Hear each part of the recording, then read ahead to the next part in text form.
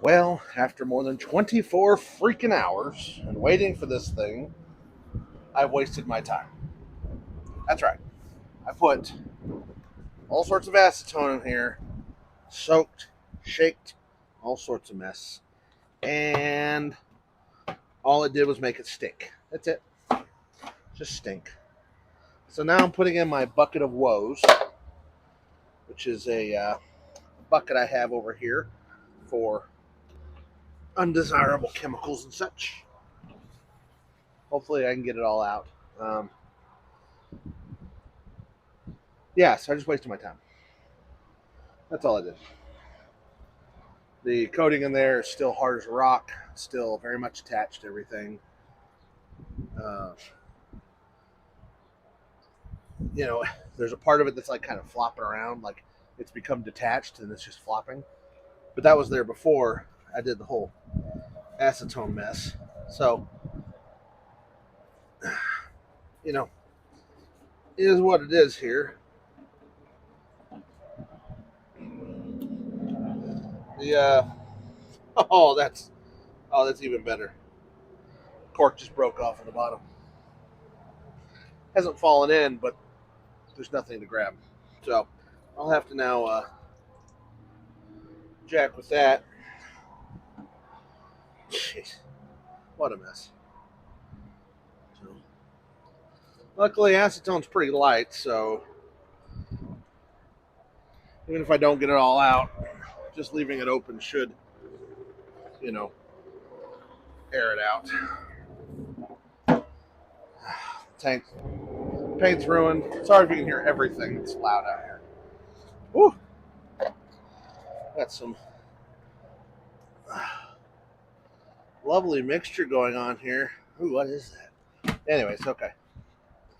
So I keep that bucket on my driveway, and it's like half open, like cracked, so it lets all the aromatics out. Anyways, I'm gonna crack this.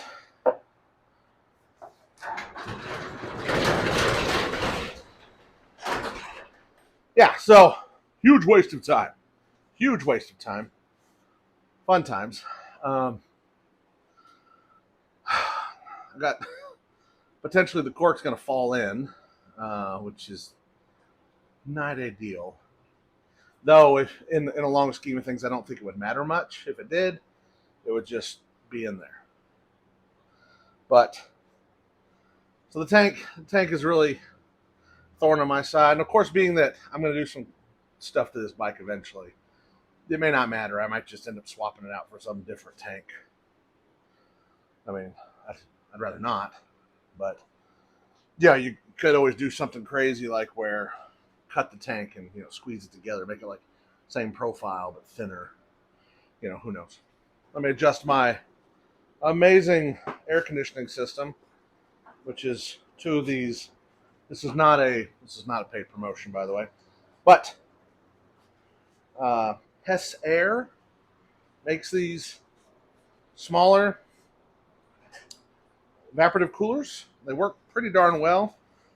I've got them on low right now just because there's a lot of noise. This garage gets really noisy. So, anyways, here's the pair system.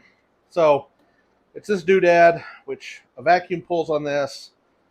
Air then gets drawn into the system, and then it actually will. This is actually a little pump, and it actually pumps air into the cylinder head here, which then gets into the exhaust valve, which then it's adding air into the exhaust so that when the exhaust comes out and it, I guess expands into the exhaust pipe and it's hot, it will actually cause a oxygen-rich environment, and it will burn off any excess hydrocarbons in the exhaust. It's purely for emission's sake.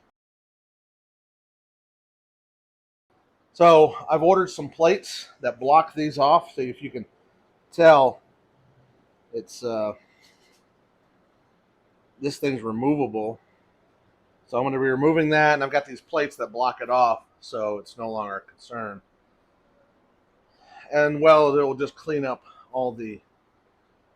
It's a mess in the middle here. I mean, this is just the back side, but you've got your intake manifold right here, which has coolant that goes through it. You got this mess. You got coolant lines that run from the coolant channel down here up into the body. Then lines go into the carburetor and then back.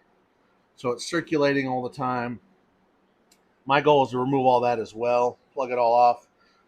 And because I don't ride in cold environment, reading up on it, it's not really for cold environment. Once the bike's warm, it doesn't matter. It's purely for emissions again. And some of these hoses aren't really available anymore. I don't feel like trying to make it all work and figure it out, so I'm just going to be yanking it off. It's going to clean this up a lot. Now this mess here, this is the coolant cap, because this is a liquid cooled bike. As much as this thing looks air cooled, it is not. In fact, so not this side. So these brackets come off right here, which I'll be removing these. There's also chrome covers, if you recall, that go over this. But on this other side, this is really fun. I was kind of shocked to figure this out. But see, this upper section here is completely separate. See? It just drops in these, and then it's got a couple of these bolts up here that hold the whole thing. As I was sitting here looking at it last night going, man, it'd sure be nice just to be able to move these brackets. And then as I stared at it, I realized I can. Now, it will leave the upper part of the cylinder head bare. You know, it's just barely, it's lightly machined under here. The lower, the cylinders are still air cooled, they have cooling. But this is purely cosmetic up here. The same for the front cylinder. So I'm going to be pulling these off and just leaving them alone. I'm not going to put the chrome back on because my direction with this bike is to kind of have a raw feel. I could beautify it, make it all sorts of pretty, but that's not the vibe I want. There's an old video game called Full Throttle made by LucasArts. Really old, like early 90s. I don't even know what the game was about. I played it for like 10 minutes, and my computer back then, I think it was a 486 with 4 megabytes of RAM. Oh my gosh. Could barely run it on the new to the day. I think it was a 2X CD-ROM. Maybe it was a 4X CD-ROM. Yes, I am aging myself. I could play the game for just a few minutes. Everything was choppy and this and that. But the dude has a bike, and it's a crazy-looking bike. The bike's clean, but it also has kind of a raw feel to it. For whatever reason, that's had an impact on me. Even though I've been around bikes my whole life, that bike has always stuck with me. Granted, if I was ever going to try to build that bike, I'd probably go with like a Honda Magna or something, or a Harley, some other type of bike. But I figure that kind of just that thought process of something raw is kind of where I want to go with this. Raw, maybe even some sporty elements, touches. I had the crazy idea to put sport bike front forks, some different type of sport looking type rear shocks. Who knows? White letter tires, all sorts of stuff. You never know where it's going to go. But I do know that I'm not going totally for an aesthetic look on this thing. At this point, I want to get it running and reliable. Well, running and reliable and rideable. I mean, that's it. In the world of cars, there's always 3 things. You can have cheap, reliable, and fast, and you can only pick 2. So you want a cheap but fast car, it won't be reliable. You want a cheap and reliable car, it won't be fast. You want it fast and reliable, it won't be cheap. Motorcycling world's kind of the same, and I guess it falls into the same boat. But for this bike, I'm just going for just getting it raw, rideable, reliable, and aesthetics can come later for all I care. I mean, we'll see where it goes. We'll see how it ends up. But so that's where I'm at right now. The carburetor is ready to go back in. It's just now I've got this tank I got to deal with. I really was hoping the acetone would work. Everything I read online was like, yes. And not just read, but even AI told me. And AI lied. No, not really. To be fair, I don't know what's in there. There's a lot of different coating systems out there, and I'm curious if this is something else, because they didn't seem to give 2 craps about the acetone.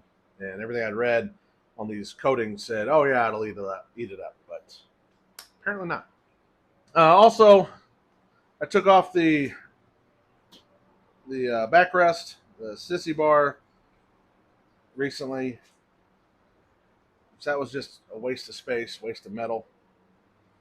The front fender, it's all janked up anyway, so we'll see what happens there. Front headlight still in good shape, other than the chrome is like got that permanent kind of stuff going on. Because this isn't real chrome, this is plastic chrome. Can we hear that? Yeah, plastic chrome. I mean, I could sand it and paint it something, which could end up looking great or looking awful. Yeah, you know how painted bikes are. You can always tell how it was done, and yeah, I don't want anything on this bike to look.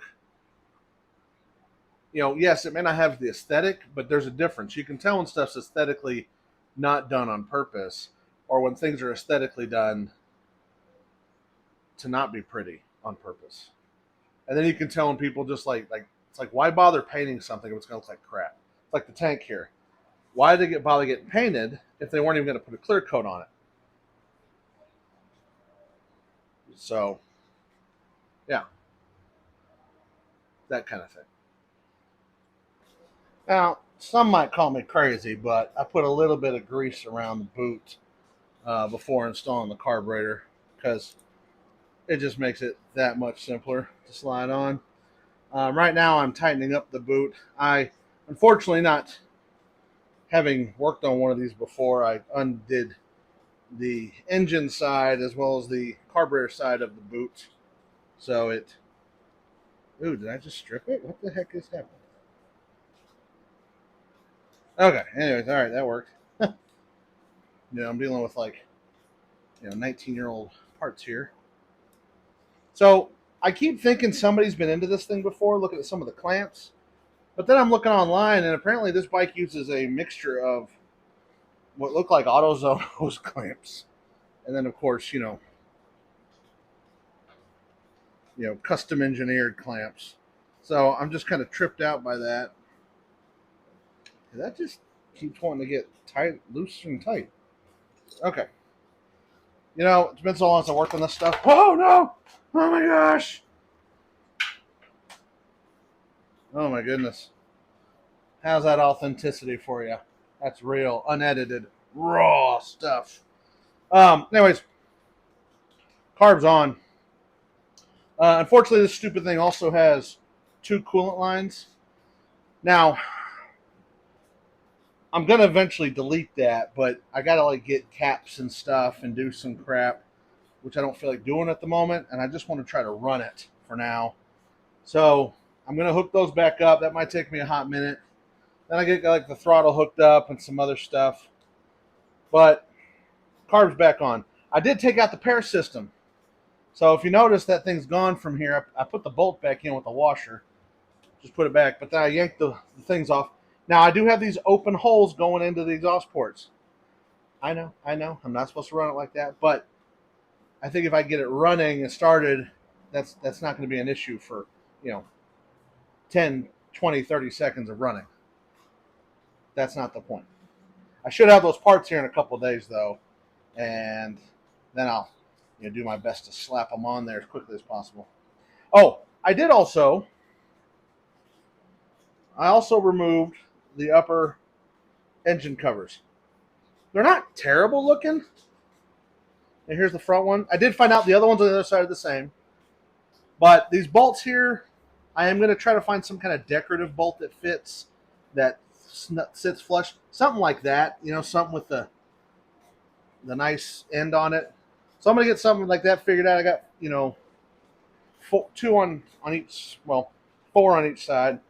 Here's the other side. A little bit better image. I'll also probably swap these out for some kind of performance plug and, yellow or red or something, I mean, who knows? It kind of gives us that raw look. Here you can see all the machining and stuff.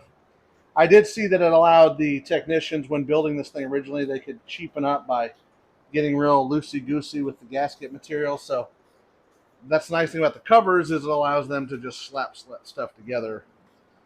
And those covers are like, they're just solid chunks of metal. Like, there's some money there. I'm kind of shocked that they're that thick.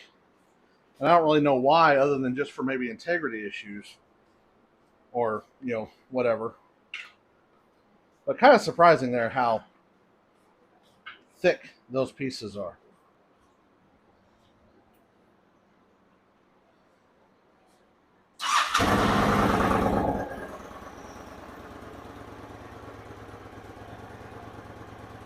Oh my gosh, it runs. It runs well. I'm so ecstatic. I'm so happy. I'm so relieved. Oh, man. I'll have this on the road in no time now. Well, after I order $300 of bolts or whatever.